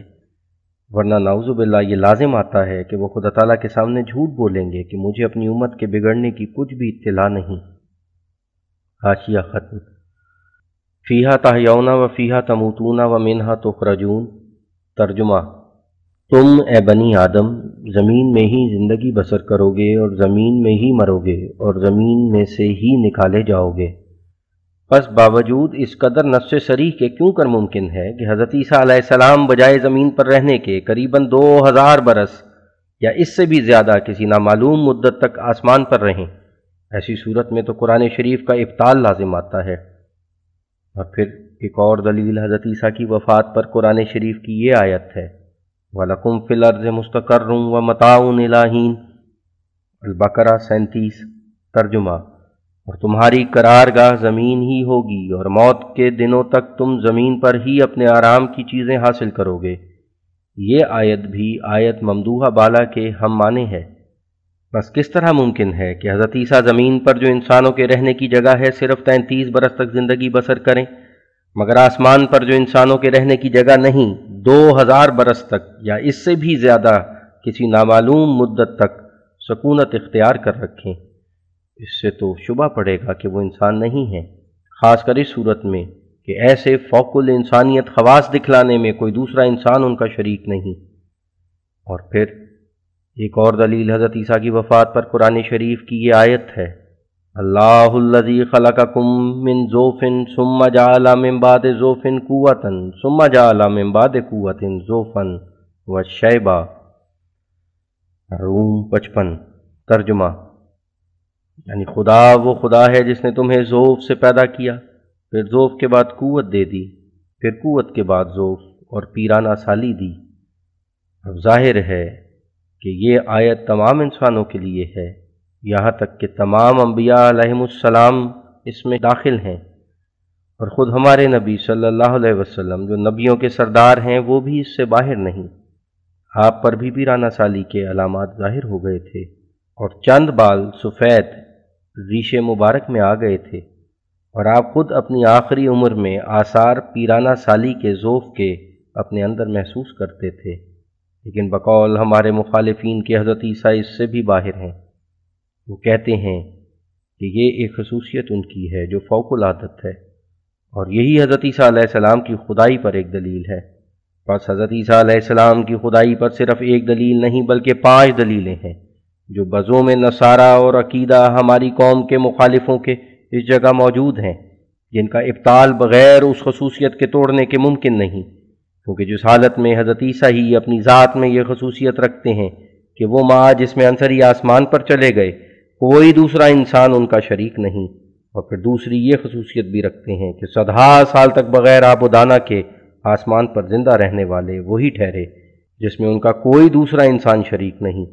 اور پھر تیسری یہ خصوصیت رکھتے ہیں کہ آسمان پر اتنی مدت تک پیرانہ سالی اور ضعف سے محفوظ رہنے والے وہی ٹھہرے جس میں ان کا کوئی آدمی شریک نہیں، اور پھر چوتھی یہ خصوصیت رکھتے ہیں کہ مدت دراز کے بعد آسمان سے مع ملائک نازل ہونے والے وہی ٹھہرے جس میں ان کا ایک بشر بھی شریک نہیں۔ اب سوچنا چاہیے کہ یہ 4 خصوصیتیں جو محض ان کی ذات میں تسلیم کی جاتی ہیں اور ان میں وہ وحدہ لا شریک خیال کیے جاتے ہیں، کس قدر یہ عقیدہ لوگوں کے لیے موجب ابتلا ہو سکتا ہے۔ حاشیہ، ماں سوا اس کے ہمارے مخالف مسلمان بدقسمتی اور جہالت کی وجہ سے ایک 5ویں خصوصیت بھی حضرت عیسیٰ کے لیے قائم کرتے ہیں، اور وہ یہ کہ تمام انبیاء میں سے مس شیطان سے بھی وہی پاک ہیں اور کوئی نبی پاک نہیں۔ اور پھر 6ٹھی خصوصیت یہ کہ روح القدس ہمیشہ ان کے ساتھ رہتا تھا، مگر کسی دوسرے نبی کے ساتھ ایسی دائمی رفاقت روح القدس نے نہیں کی۔ مگر یہ ان لوگوں کی تمام غلطیاں ہیں، وہ نہیں سمجھتے کہ ہر ایک نبی مس شیطان سے پاک ہوتا ہے، لیکن خدا نے جو اس جگہ اپنے رسول کے فرمودہ کے ذریعے سے حضرت عیسیٰ کا ماں اس کی والدہ کے مس شیطان سے پاک ہونا ذکر فرمایا، اس میں حکمت یہ ہے کہ نعوذ باللہ یہود نامسعود حضرت مریم صدیقہ کو ایک زانیہ عورت خیال کرتے تھے اور حضرت عیسیٰ کو ایک ولد الزنا سمجھتے تھے، اور خدا تعالیٰ کو منظور تھا کہ ان الزاموں سے ان کی بریت کرے۔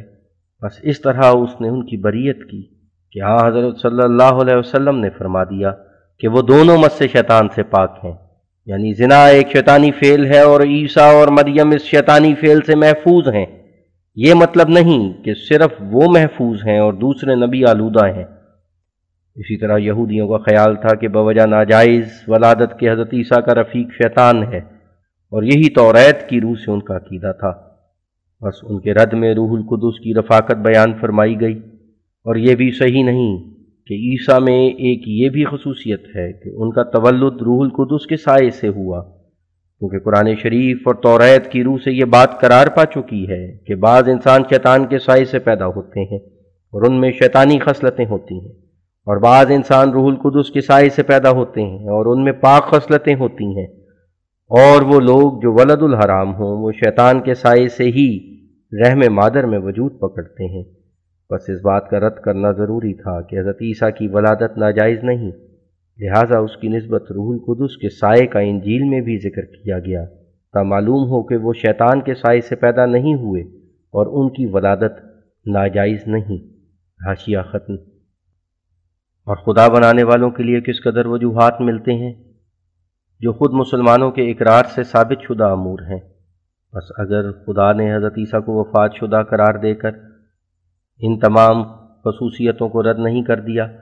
تو پھر دوسرا طریق رد کا یہ تھا کہ خدا تعالیٰ ایسی چند نظیریں پیش کرتا جس سے معلوم ہوتا کہ ان خوارق میں بعض اور انسان بھی اس کے شریک ہیں، جیسا کہ خدا تعالیٰ نے بے پدر ہونے میں حضرت آدم علیہ السلام کی نظیر پیش کر دی تھی، مگر جب کہ خدا تعالیٰ نے نہ حضرت عیسیٰ کو فوت شدہ قرار دیا اور نہ ان تمام خصوصیتوں کو توڑا، تو اس صورت میں گویا خدا تعالیٰ عیسائیوں کی حجت کے سامنے لاجواب ہو گیا۔ اور اگر کہو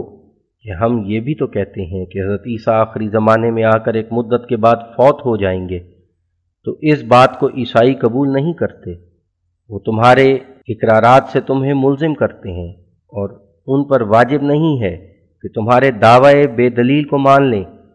کیونکہ جب حضرت عیسیٰ قیامت کے دن تک زندہ رہیں اور سب خدائی کی علامتیں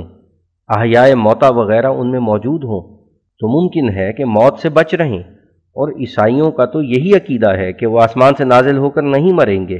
بلکہ بحیثیت خدا ہونے کے لوگوں کو جزا سزا دیں گے۔ اور جس حالت میں تمہارے اپنے اقرار سے یہ چار خصوصیتیں حضرت عیسیٰ میں ثابت ہیں تو عیسائی تو اس صورت میں آپ لوگوں پر سوار ہو جائیں گے، کیونکہ ان کے نزدیک یہ چار خصوصیتیں حضرت عیسیٰ کے خدا بنانے کے لیے کافی ہیں، اور خدا تعالیٰ کی مصلحت سے بعید ہے کہ وہ ایسے شخص کو یہ چار خصوصیتیں عطا کرے جس کو 40 کروڑ انسان خدا بنا رہا ہے۔ حضرت صلی اللہ علیہ وسلم کے زمانے میں عیسائیوں نے حضرت عیسیٰ کی خصوصیت کے بارے میں صرف ایک بات پیش کی تھی کہ وہ بغیر باپ پیدا ہوا ہے، تو خدا تعالیٰ نے فی الفور اس کا جواب دیا اور فرمایا ان مثل عیسیٰ عند اللہ کا مثل آدم خلقہ من تراب ثم قال له کن فیکون۔ آل عمران 60۔ یعنی خدا تعالیٰ کے نزدیک عیسیٰ کی مثال آدم کی مثال ہے، خدا نے اس کو مٹی سے بنایا، پھر کہا کہ ہو جا، پس وہ زندہ جیتا جاگتا ہو گیا۔ یعنی عیسیٰ علیہ السلام کا بے باپ ہونا کوئی امر خاص اس کے لیے نہیں، تا خدا ہونا اس کا لازم آوے۔ آدم کے باپ اور ماں دونوں نہیں، بس جس حالت میں خدا تعالیٰ کی غیرت نے یہ تقاضا کیا کہ حضرت عیسیٰ میں بے پدر ہونے کی خصوصیت نہ رہے تا ان کی خدائی کے لیے کوئی دلیل نہ ٹھہرائی جائے، تو پھر کیوں کر ممکن ہے کہ خدا تعالیٰ نے حضرت عیسیٰ میں چار فوق العادت خصوصیتیں قبول کر لی ہوں؟ ہاں، اگر خدا نے ان خصوصیتوں کے توڑنے کے لیے کچھ نظیریں پیش کی ہیں تو وہ نظیریں پیش کرنی چاہیے، ورنہ ماننا پڑے گا کہ خدا تعالیٰ عیسائیوں کے دعویٰ کا جواب نہیں دے سکا، کیونکہ یہ بھی ایسی خصوصیتیں ہیں جو عیسائی پیش کیا کرتے ہیں، اور ان خصوصیتوں کو حضرت عیسیٰ علیہ السلام کی خدائی کی دلیل ٹھہراتے ہیں۔ بس جبکہ خدا تعالیٰ نے ان چار خصوصیتوں کو آدم کی پیدائش کی طرح کوئی نظیر پیش کر کے نہیں توڑا، تو اس سے تو یہ ثابت ہوتا ہے کہ خدا تعالیٰ نے عیسائیوں کے دعویٰ کو مان لیا ہے، اور اگر توڑا ہے اور ان چار خصوصیتوں کی کوئی نظیر پیش کی ہے تو قرآن شریف میں سے وہ آیات پیش کرو، اور من جملہ ان آیات کے جو حضرت عیسیٰ علیہ السلام کی وفات پر صریح دلالت کرتی ہیں، یہ آیت قرآن شریف کی ہے، وَالَّذِينَ يَدْعُونَ مِن دُونِ اللَّهِ لَا يَخْلُقُونَ شَيْئًا وَهُمْ يُخْلَقُونَ أَمْوَاتٌ غَيْرُ أَحْيَاءٍ وَمَا يَشْعُرُونَ أَيَّانَ يُبْعَثُونَ۔ النحل آیت 21-22۔ یعنی جو لوگ بغیر اللہ کے پرستش کیے جاتے ہیں وہ کوئی چیز پیدا نہیں کر سکتے، بلکہ آپ پیدا شدہ ہیں، اور وہ سب لوگ مر چکے ہیں، زندہ نہیں ہیں، اور نہیں جانتے کہ کب اٹھائے جائیں گے۔ بس اس مقام پر غور سے دیکھنا چاہیے کہ یہ آیتیں کس قدر صراحت سے حضرت مسیح اور ان تمام انسانوں کی وفات کو ظاہر کر رہی ہیں جن کو یہود اور نصارہ اور بعض فرقے عرب کے اپنے معبود ٹھہراتے تھے اور ان سے دعائیں مانگتے تھے۔ یاد رکھو یہ خدا کا بیان ہے اور خدا تعالیٰ اس بات سے پاک اور بلند تر ہے کہ خلاف واقعہ باتیں کہے۔ بس جس حالت میں وہ صاف اور صریح لفظوں میں فرماتا ہے کہ جس قدر انسان مختلف فرقوں میں پوجا کیے جاتے ہیں اور خدا بنائے گئے ہیں وہ سب مر چکے ہیں، ایک بھی ان میں سے زندہ نہیں، تو پھر کس قدر سرکشی اور نافرمانی اور خدا کے حکم کی مخالفت ہے کہ حضرت عیسیٰ علیہ السلام کو زندہ سمجھا جائے۔ کیا حضرت عیسیٰ علیہ السلام ان لوگوں میں سے نہیں ہیں جن کو خدا بنایا گیا ہے یا جن کو اپنی مشکل کشائی کے لیے پکارا جاتا ہے؟ بلکہ وہ ان سب لوگوں سے اول نمبر پر ہیں، کیونکہ جس اصرار اور غلف کے ساتھ حضرت عیسیٰ کے خدا بنانے کے لیے 40 کروڑ انسان کوشش کر رہا ہے، اس کی نظیر کسی اور فرقے میں ہرگز نہیں پائی جاتی۔ یہ تمام آیات جو ہم نے اس جگہ لکھی ہیں حضرت عیسیٰ علیہ السلام کی موت ثابت کرنے کے لیے کافی ہیں، اور پھر جب ہم حضرت صلی اللہ علیہ وسلم کی احادیث طیبہ کی طرف دیکھتے ہیں تو ان سے بھی یہی ثابت ہوتا ہے، صرف فرق یہ ہے جو اللہ تعالیٰ اپنے اقوال سے حضرت عیسیٰ علیہ السلام کی وفات پر گواہی دیتا ہے، اور حضرت صلی اللہ علیہ وسلم اپنی رویت سے حضرت مسیح کی موت پر شہادت دیتے ہیں۔ سو خدا تعالیٰ نے اپنے قول سے اور حضرت صلی اللہ علیہ وسلم نے اپنے فعل سے یعنی رویت سے اس بات پر مہر لگا دی کہ حضرت عیسیٰ فوت ہو چکے ہیں، کیونکہ حضرت صلی اللہ علیہ وسلم اپنی رویت سے یہ گواہی دیتے ہیں کہ آپ نے معراج کی رات میں حضرت عیسیٰ کو آسمان پر ان گزشتہ نبیوں میں دیکھا ہے جو اس دنیا سے گزر چکے ہیں اور دوسرے عالم میں پہنچ گئے ہیں، اور صرف اسی قدر نہیں بلکہ جس قسم کے دوسرے انبیاء علیہ السلام کے جسم دیکھے اسی قسم کا جسم حضرت عیسیٰ کا دیکھا۔ اور ہم پہلے لکھ چکے ہیں کہ ایسا سمجھنا غلطی ہے کہ پہلے انبیاء علیہ السلام جو اس دنیا سے گزر چکے ہیں ان کی صرف آسمان پر روحیں ہیں، بلکہ ان کے ساتھ نورانی اور جلالی اجسام ہیں جن اجسام کے ساتھ وہ مرنے کے بعد دنیا میں سے اٹھائے گئے، جیسا کہ آیت وَدْخُلِي جنتی الفجر 31 اس بات پر نص صریح ہے، کیونکہ بہشت میں داخل ہونے کے لیے جسم کی ضرورت ہے، اور قرآن شریف جا بجا تصریح سے فرماتا ہے کہ جو لوگ بہشت میں داخل ہوں گے ان کے ساتھ جسم بھی ہوں گے، کوئی مجرد روح بہشت میں داخل نہیں ہوگی۔ بس آیت وَدْخُلِي جنتی اس بات کے لیے نص صریح ہے کہ ہر ایک راست باز جو مرنے کے بعد بہشت میں داخل ہوتا ہے اس کو مرنے کے بعد ضرور ایک جسم ملتا ہے۔ پھر دوسری شہادت جسم ملنے پر حضرت صلی اللہ علیہ وسلم کی رویت ہے، کیونکہ آپ نے معراج کی رات میں آسمان میں صرف انبیاء کی روحیں نہیں دیکھیں بلکہ ان کے اجسام بھی دیکھے، اور حضرت مسیح کا کوئی نرالا جسم نہیں دیکھا، بلکہ جیسے تمام انبیاء کے جسم دیکھے ویسا ہی حضرت مسیح کا بھی جسم دیکھا۔ بس اگر انسان ناحق باطل پرستی پر ضد نہ کرے تو اس کے لیے اس بات کا سمجھنا بہت ہی سہل ہے کہ حضرت عیسیٰ جس جسم کے ساتھ اٹھائے گئے وہ عنصری جسم نہ تھا، بلکہ وہ جسم تھا جو مرنے کے بعد ہر ایک مومن کو ملتا ہے، کیونکہ عنصری جسم کے لیے خود اللہ تعالیٰ منع فرماتا ہے کہ وہ آسمان پر جاوے، جیسا کہ وہ فرماتا ہے أَلَمْ نَجْعَلِ الْأَرْضَ كِفَاتًا أَحْيَاءً وَأَمْوَاتًا المرسلات 26-27 ترجمہ، یعنی کیا ہم نے زمین کو ایسے طور سے نہیں بنایا کہ وہ انسانوں کے اجسام کو زندہ اور مردہ ہونے کی حالت میں اپنی طرف کھینچ رہی ہے، کسی جسم کو نہیں چھوڑتی کہ وہ آسمان پر جاوے۔ اور پھر دوسری جگہ فرماتا ہے قُلْ سُبْحَانَ رَبِّي هَلْ كُنْتُ إِلَّا بَشَرًا رَسُولًا بنی اسرائیل 94، یعنی جب کافروں نے حضرت صلی اللہ علیہ وسلم سے آسمان پر چڑھنے کی درخواست کی کہ یہ معجزہ دکھلا دیں کہ ماں جس میں عنصری آسمان پر چڑھ جائیں، تو ان کو یہ جواب ملا کہ قُلْ سُبْحَانَ رَبِّی، یعنی ان کو کہہ دے کہ میرا خدا اس بات سے پاک ہے کہ اپنے عہد اور وعدے کے برخلاف کرے، وہ پہلے کہہ چکا ہے کہ کوئی جس میں عنصری آسمان پر نہیں جائے گا، جیسا کہ فرمایا أَلَمْ نَجْعَلِ الْأَرْضَ كِفَاتًا أَحْيَاءً وَأَمْوَاتًا المرسلات 26-27، اور جیسا کہ فرمایا فِيهَا تَحْيَوْنَ وَفِيهَا تَمُوتُونَ الاعراف 26، اور جیسا کہ فرمایا وَلَكُمْ فِي الْأَرْضِ مُسْتَقَرٌّ وَمَتَاعٌ إِلَىٰ حِينٍ الاعراف 25۔ بس یہ عرب کے کفار کی شرارت تھی کہ وہ لوگ برخلاف وعدہ و عہد الہی معجزہ مانگتے تھے اور خوب جانتے تھے کہ ایسا معجزہ دکھایا نہیں جائے گا، کیونکہ یہ خدا تعالیٰ کے اس قول کے برخلاف ہے جو گزر چکا ہے، اور خدا تعالیٰ اس سے پاک ہے کہ اپنے عہد کو توڑے۔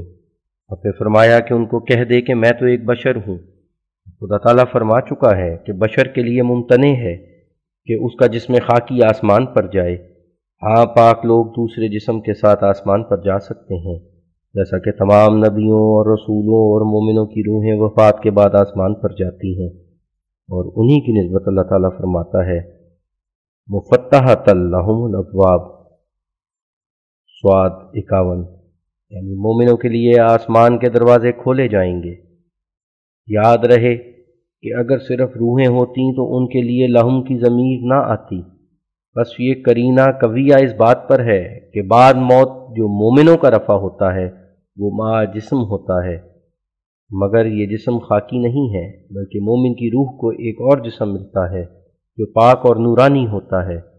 اور اس دکھ اور عیب سے محفوظ ہوتا ہے جو عنصری جسم کے لوازم میں سے ہے، یعنی وہ ارضی غذاؤں کا محتاج نہیں ہوتا اور نہ زمینی پانی کا حاجت مند ہوتا ہے، اور وہ تمام لوگ جن کو خدا تعالیٰ کی ہمسائیگی میں جگہ دی جاتی ہے ایسا ہی جسم پاتے ہیں۔ اور ہم ایمان رکھتے ہیں کہ حضرت عیسیٰ نے بھی وفات کے بعد ایسا ہی جسم پایا تھا، اور اسی جسم کے ساتھ وہ خدا تعالیٰ کی طرف اٹھائے گئے تھے۔ بعض نادان اس جگہ یہ اعتراض کرتے ہیں کہ جس حالت میں قرآن شریف کی یہ آیت کہ وَكُنْتُ عَلَيْهِمْ شَهِيدًا مَا دُمْتُ فِيهِمْ اور آیت فَلَمَّا تَوَفَّيْتَنِي كُنْتَ أَنْتَ الرَّقِيبَ عَلَيْهِمْ المائدہ 118 صاف طور پر بتلا رہی ہے کہ حضرت عیسیٰ علیہ السلام خدا تعالیٰ کے حضور میں یہ عذر پیش کریں گے کہ میری وفات کے بعد لوگ بگڑے ہیں نہ میری زندگی میں، تو اس پر یہ اعتراض وارد ہوتا ہے کہ اگر یہ عقیدہ صحیح ہے کہ حضرت عیسیٰ صلیب سے بچ کر کشمیر کی طرف چلے گئے تھے اور کشمیر میں 87 برس عمر بسر کی تھی، تو پھر یہ کہنا کہ میری وفات کے بعد لوگ بگڑ گئے صحیح نہیں ہوگا، بلکہ یہ کہنا چاہیے تھا کہ میرے کشمیر کے سفر کے بعد لوگ بگڑے ہیں، کیونکہ وفات تو صلیب کے واقعے سے 87 برس بعد ہوئی۔ بس یاد رہے کہ ایسا وسوسہ صرف قلت تدبر کی وجہ سے پیدا ہوتا ہے، ورنہ کشمیر کا سفر اس فکرے کی ضد نہیں، کیونکہ ما دمت فیہم کے یہ معنی ہیں کہ جب تک میں اپنی امت میں تھا جو میرے پر ایمان لائے تھے، یہ معنی نہیں کہ جب تک میں ان کی زمین میں تھا، کیونکہ ہم قبول کرتے ہیں کہ حضرت عیسیٰ زمین شام میں سے ہجرت کر کے کشمیر کی طرف چلے گئے تھے، مگر ہم یہ قبول نہیں کرتے کہ حضرت عیسیٰ کی والدہ اور آپ کے حواری پیچھے رہ گئے تھے، بلکہ تاریخ کی روح سے ثابت ہے کہ حواری بھی کچھ تو حضرت عیسیٰ کے ساتھ اور کچھ بعد میں آپ کو آ ملے تھے، جیسا کہ دوما حواری حضرت عیسیٰ کے ساتھ آیا تھا، باقی حواری بعد میں آ گئے تھے، اور حضرت عیسیٰ علیہ السلام نے اپنی رفاقت کے لیے صرف ایک ہی شخص کو اختیار کیا تھا، یعنی دوما کو، جیسا کہ ہمارے نبی صلی اللہ علیہ وسلم نے مدینہ کی طرف ہجرت کرنے کے وقت صرف حضرت ابوبکر کو اختیار کیا تھا، کیونکہ سلطنت رومی حضرت عیسیٰ کو باغی قرار دے چکی تھی، اور اسی جرم سے پیلاطوس بھی کیسر کے حکم سے قتل کیا گیا تھا، کیونکہ وہ درپردہ حضرت عیسیٰ کا حامی تھا، اور اس کی عورت بھی حضرت عیسیٰ کی مرید تھی، اور ضرور تھا کہ حضرت عیسیٰ اس ملک سے پوشیدہ طور پر نکلتے، کوئی قافلہ ساتھ نہ لیتے، اس لیے انہوں نے سفر میں صرف دھوما حواری کو ساتھ لیا، جیسا کہ ہمارے نبی صلی اللہ علیہ وسلم نے مدینہ کے سفر میں صرف ابوبکر کو ساتھ لیا تھا، اور جیسا کہ ہمارے نبی صلی اللہ علیہ وسلم کے باقی اصحاب مختلف راہوں سے مدینہ میں حضرت صلی اللہ علیہ وسلم کی خدمت میں جا پہنچے تھے، ایسا ہی حضرت عیسیٰ علیہ السلام کے حواری مختلف راہوں سے مختلف وقتوں میں حضرت عیسیٰ علیہ السلام کی خدمت میں جا پہنچے تھے، اور جب تک حضرت عیسیٰ ان میں رہے، جیسا کہ آیت ما دمت فیہم المائدہ 118 کا منشا ہے، وہ سب لوگ توحید پر قائم رہے۔ بعد وفات حضرت عیسیٰ علیہ السلام کے ان لوگوں کی اولاد بگڑ گئی، یہ معلوم نہیں کہ کس پشت میں یہ خرابی پیدا ہوئی۔ مورخ لکھتے ہیں کہ 3 صدی تک دین عیسائی اپنی اصلیت پر تھا۔ بہرحال معلوم ہوتا ہے کہ حضرت عیسیٰ کی وفات کے بعد وہ تمام لوگ پھر اپنے وطن کی طرف چلے آئے، کیونکہ ایسا اتفاق ہو گیا کہ کیسر روم عیسائی ہو گیا، پھر بے وطنی میں رہنا لا حاصل تھا۔ اور اس جگہ یہ بھی یاد رہے کہ حضرت عیسیٰ علیہ السلام کا کشمیر کی طرف سفر کرنا ایسا امر نہیں ہے کہ جو بے دلیل ہو، بلکہ بڑے بڑے دلائل سے یہ امر ثابت کیا گیا ہے، یہاں تک کہ خود لفظ کشمیر بھی اس پر دلیل ہے، کیونکہ لفظ کشمیر وہ لفظ ہے جس کو کشمیری زبان میں کشیر کہتے ہیں۔ ہر ایک کشمیری اس کو کشیر بولتا ہے۔ بس معلوم ہوتا ہے کہ دراصل یہ لفظ عبرانی ہے کہ جو کاف اور اشیر کے لفظ سے مرکب ہے، اور اشیر عبرانی زبان میں شام کے ملک کو کہتے ہیں، اور کاف مماثلت کے لیے آتا ہے۔ بس صورت اس لفظ کی کا اشیر تھی، یعنی کاف الگ اور اشیر الگ، جس کے معنی تھے مانند ملک شام، یعنی شام کے ملک کی طرح۔ اور چونکہ یہ ملک حضرت عیسیٰ علیہ السلام کی ہجرت گاہ تھا اور وہ سرد ملک کے رہنے والے تھے، اس لیے خدا تعالیٰ نے حضرت عیسیٰ کو تسلی دینے کے لیے اس ملک کا نام کا اشیر رکھ دیا، جس کے معنی ہیں اشیر کے ملک کی طرح۔ پھر کثرت استعمال سے الف ساکت ہو گیا اور کشیر رہ گیا۔ پھر بعد اس کے غیر قوموں نے جو کشیر کے باشندے نہ تھے اور نہ اس ملک کی زبان رکھتے تھے، ایک میم اس میں زیادہ کر کے کشمیر بنا دیا، مگر یہ خدا تعالیٰ کا فضل اور اس کی رحمت ہے کہ کشمیری زبان میں اب تک کشیر ہی بولا جاتا اور لکھا جاتا ہے۔ ماں سوائے اس کے کشمیر کے ملک میں اور بہت سی چیزوں کے اب تک عبرانی نام پائے جاتے ہیں، بلکہ بعض پہاڑوں پر نبیوں کے نام استعمال پائے گئے ہیں، جن سے سمجھا جاتا ہے کہ عبرانی قوم کسی زمانے میں ضرور اس جگہ آباد رہ چکی ہے، جیسا کہ سلیمان نبی کے نام سے ایک پہاڑ کشمیر میں موجود ہے، اور ہم اس مدعا کے ثابت کرنے کے لیے ایک لمبی فہرست اپنی بعض کتابوں میں شائع کر چکے ہیں، جو عبرانی الفاظ اور اسرائیلی نبیوں کے نام پر مشتمل ہے، جو کشمیر میں اب تک پائے جاتے ہیں۔ اور کشمیر کی تاریخی کتابیں جو ہم نے بڑی محنت سے جمع کی ہیں، جو ہمارے پاس موجود ہیں، ان سے بھی مفصلاً یہ معلوم ہوتا ہے کہ ایک زمانے میں جو اس وقت شمار کی روح سے 2000 برس کے قریب گزر گیا ہے، ایک اسرائیلی نبی کشمیر میں آیا تھا، جو بنی اسرائیل میں سے تھا اور شہزادہ نبی کہلاتا تھا۔ اس کی قبر محلہ خان یار میں ہے، جو یوز آصف کی قبر کر کے مشہور ہے۔ اب ظاہر ہے کہ یہ کتابیں تو میری پیدائش سے بہت پہلے کشمیر میں شائع ہو چکی ہیں، بس کیوں کر کوئی خیال کر سکتا ہے کہ کشمیریوں نے افتراء کے طور پر یہ کتابیں لکھی تھیں؟ ان لوگوں کو اس افتراء کی کیا ضرورت تھی، اور کس غرض کے لیے انہوں نے ایسا افتراء کیا؟ اور عجیب تر یہ کہ وہ لوگ اب تک اپنی کمال سادہ لوحی سے دوسرے مسلمانوں کی طرح یہی اعتقاد رکھتے ہیں کہ حضرت عیسیٰ آسمان پر ماں جس میں عنصری چلے گئے تھے، اور پھر باوجود اس اعتقاد کے پورے یقین سے اس بات کو جانتے ہیں کہ ایک اسرائیلی نبی کشمیر میں آیا تھا کہ جو اپنے تئیں شہزادہ نبی کر کے مشہور کرتا تھا، اور ان کی کتابیں بتلاتی ہیں کہ شمار کی روح سے اس زمانے کو اب 1900 برس سے کچھ زیادہ برس گزر گئے ہیں۔ اس جگہ کشمیریوں کی سادہ لوحی سے ہمیں یہ فائدہ حاصل ہوا کہ اگر وہ اس بات کا علم رکھتے کہ شہزادہ نبی بنی اسرائیل میں کون تھا اور وہ نبی کون ہے جس کو اب 1900 برس گزر گئے، تو وہ کبھی ہمیں یہ کتابیں نہ دکھلاتے۔ اس لیے میں کہتا ہوں کہ ہم نے ان کی سادہ لوحی سے بڑا فائدہ اٹھایا۔ ماں سوائے اس کے وہ لوگ شہزادہ نبی کا نام یوز آصف بیان کرتے ہیں۔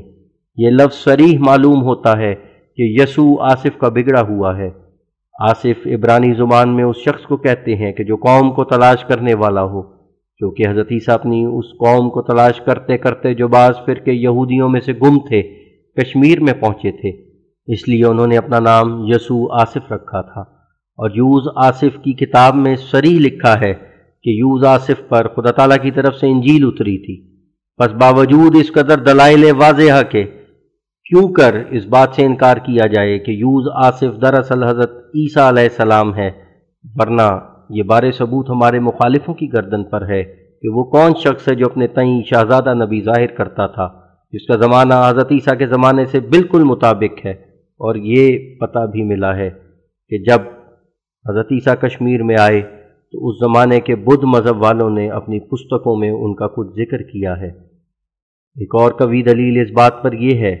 کہ اللہ تعالیٰ فرماتا ہے کہ آویناہما الی ربوۃ ذات قرار و معین المؤمنون 51، یعنی ہم نے عیسیٰ اور اس کی ماں کو ایک ایسے ٹیلے پر پناہ دی جو آرام کی جگہ تھی اور ہر ایک دشمن کی دست درازی سے دور تھی، اور پانی اس کا بہت خوشگوار تھا۔ یاد رہے کہ آوا کا لفظ عربی زبان میں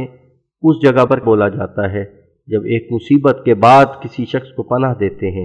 ایسی جگہ میں جو دارالامان ہوتا ہے۔ بس وہ دارالامان ملک شام نہیں ہو سکتا، کیونکہ ملک شام کیسر روم کی عملداری میں تھا،